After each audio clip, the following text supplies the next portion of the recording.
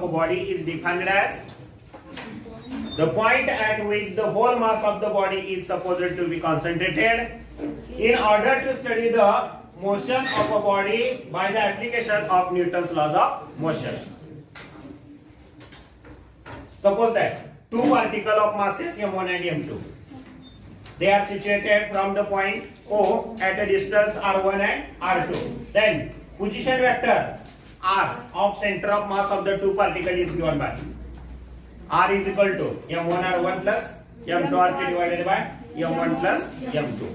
If system contains the n number of particles of masses काय होतील मग m1 m2 m3 up to mn होईल and position vector काय होईल r1 r2 r3 up to rn होईल. Then center of mass for the n number of particles is given by काय होईल इथं rn म्हणजे काय होईल formula rn m1 r1 plus m2 r2 plus m3 r3 plus dot dot dot up to mn rn divided by mass n number of particles m1 plus m2 plus m3 up to mn.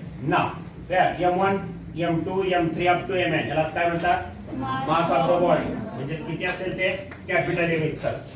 Then r1 r2 r3 up to rn they are called as position vector of the body.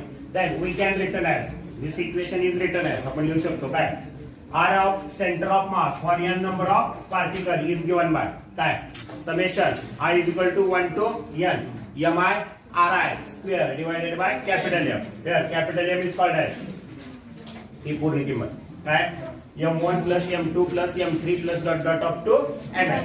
If three dimensional picture असेल 3D containing the three axes x y and z axis आता n number of particle असतील तर coordinate काय मिळतील x1 y1 z1 x2 y2 z2 x3 y3 z3